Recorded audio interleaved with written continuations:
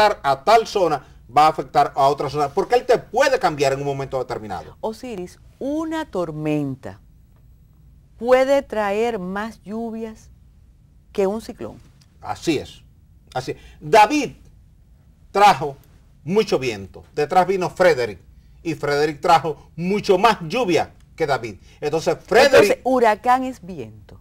Mayormente viento, porque la categoría entre tormenta tropical, huracán categoría 1, 2, 3, 4, 5, es en función de la fuerza de los vientos. A partir de 63 kilómetros por hora hasta 119, tú tienes una tormenta tropical. De 119 hasta unos 154, tú tienes huracán categoría 1. De 154 hasta 177, tú tienes categoría 2. De 178 hasta 210, tienes categoría 3. De 210 hasta 250, tienes categoría 4. Y de 250 en adelante, tienes categoría 5. ¿Qué quiere decir eso?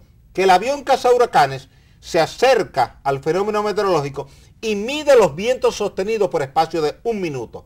Y esa fuerza de los vientos medida en 1 minuto, si se mantiene, porque hay ráfagas mayores pero no duran 1 minuto. Entonces esas no son contabilizadas para la clasificación del fenómeno meteorológico. Ahora, si durante 1 minuto se mantiene la fuerza de ese viento, entonces con eso tú vas a la tabla y lo clasificas. Por tanto, tú puedes tener una tormenta que te descargue 3, 4, 5, 6 veces más lluvia que un huracán. El huracán es más cuestión de fuerza de los vientos. La tormenta puede tener un campo nuboso tan extenso que te cubra una región de 1000 kilómetros de radio y entonces dejarte lluvia en muchos países al mismo tiempo. Estamos dejando lo urbano para ahorita porque tenemos unas imágenes de verdad extraordinarias.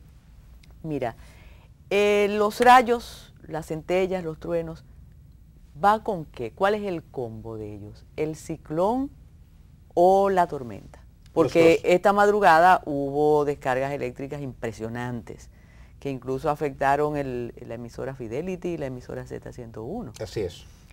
¿Por qué ocurrió eso? Porque hay ciclones que tú no sientes ni truenos ni nada de eso, sino la brisa. ¿Qué pasa? Mézclame esos fenómenos. Siempre que tú tengas un fenómeno meteorológico, tú vas a tener nubes de tormenta. Y esas nubes de tormenta tienen cargas distintas. Unas tienen carga positiva y otras tienen carga negativa. Cuando chocan dos nubes con cargas distintas, ahí viene la descarga eléctrica. Inmediatamente tú ves el destello del rayo, porque el rayo va a la velocidad de la luz, 300.000 kilómetros por segundo, y tú lo ves como un flash. Y detrás viene el trueno. Salieron al mismo tiempo, pero llegaron a tu oído con una diferencia de tiempo, fruto de que el sonido viaja a 340 metros por segundo, va más lento. Por eso fíjate que la gente desde que ve el rayo dice, ahí viene el trueno. Pero es que son parte de una misma unidad. Es decir, es el choque de las dos nubes, se produce la descarga eléctrica, pero simultáneamente se produce el sonido. Solo que el sonido te va a llegar más lento. El 90% de los rayos vienen de arriba hacia abajo, de las nubes hacia la tierra. Pero hay un 10% de los rayos que va al revés, que va del suelo hacia la nube.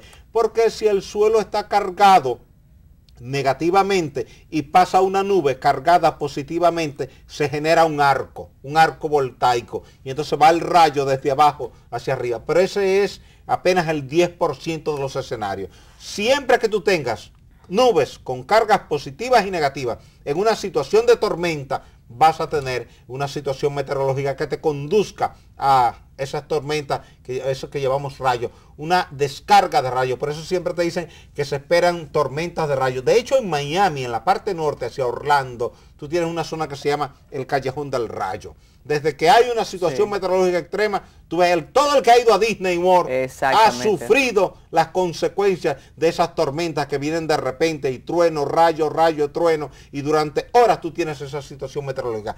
Pero es una recomendación que yo le doy a la gente, es que si usted escucha el trueno, óigame bien, si usted escucha el trueno, usted está dentro del área de influencia del rayo.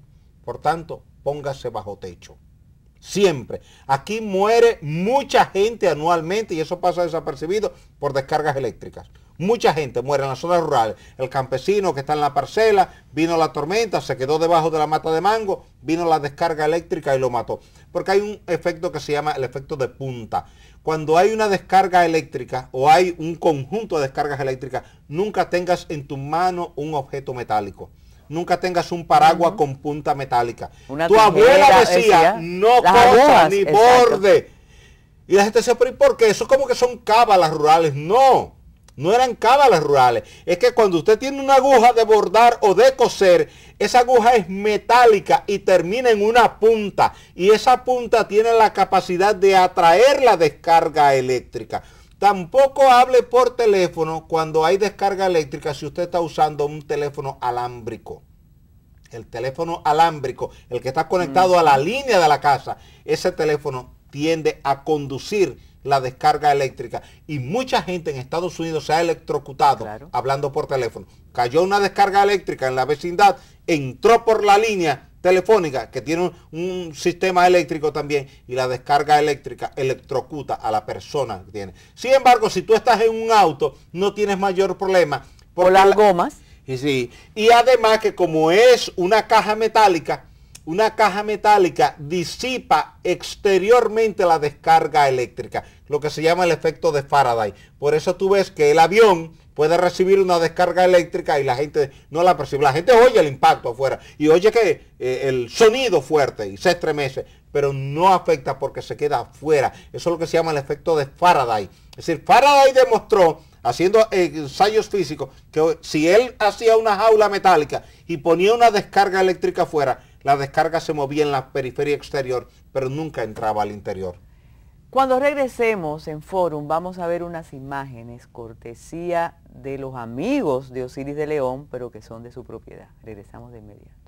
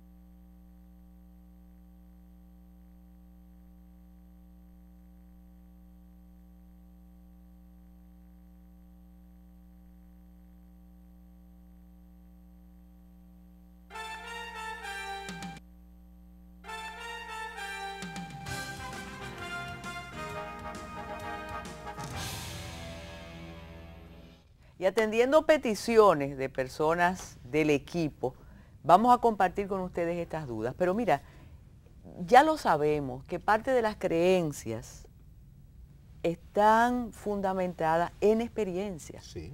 Cuando tú hablabas de la aguja, en mi casa tapaban los espejos, las tijeras, todo lo de los teléfonos. Y Joseph te pregunta si cuando hay rayos se indica que la tormenta termina. Y tú le dices que no, que el arco iris. ¿Por qué? Explícanos eso, antes de las imágenes. Mientras tú tengas nubes de tormenta actuando sobre una región, tú vas a tener descargas eléctricas. Si esas nubes de tormenta están sobre tu zona, 3 días, 4 días, 8 días, 10. Por ejemplo, Mitch estuvo sobre Centroamérica 15 días sin moverse, porque un fenómeno meteorológico se puede quedar estacionario descansando sobre una región, vacacionando ahí.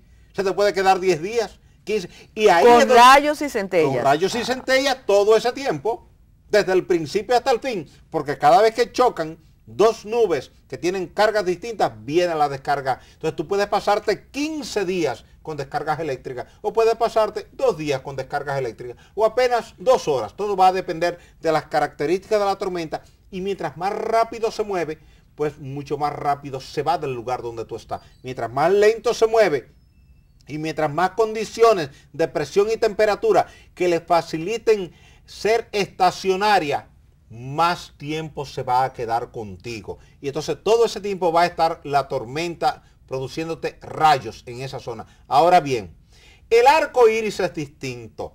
el arco iris, cuando tú lo ves, te dice que ya la situación ha pasado, porque es una muestra de que está entrando el rayo de luz, atraviesa la película de agua de la lluvia y entonces por un reflejo de la luz sobre el agua, entonces se descompone la luz en esos 7 colores del arco iris: el rojo, el amarillo, el naranja, el magenta, el azul, el violeta y el añil. Van de izquierda a derecha, desde el rojo hasta el añil. Y ese arco iris que tú ves, fíjate que tú nunca lo puedes tocar, ni yo. Y a la medida que te vas acercando al arco iris, él se te va aparentemente alejando, porque es un efecto óptico.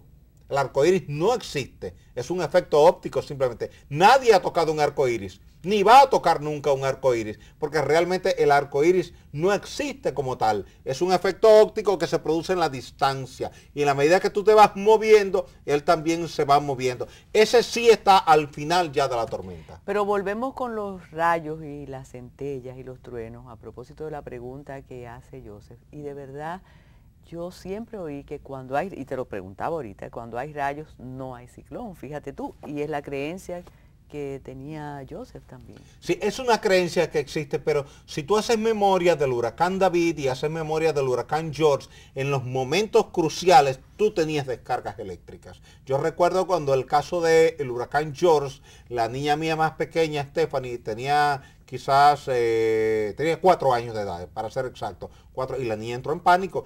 Por las tormentas, sí, por las descargas eléctricas y los truenos. Y lo recuerdo porque mientras mi esposa sacaba agua de la sala, el agua que estaba entrando por las ventanas, aquello era terrible, yo tuve que irme a la cama con la niña y apretarla en mi cuerpo para que ella sintiera confianza, porque ella estaba muy, muy nerviosa, muy tensa. Y temíamos que esa situación pudiera salirse de control con aquella niñita de 4 años que no sabía qué estaba pasando, porque ya nos había hecho un cuadro similar en Disney World. Estando con la tormenta. Con la tormenta.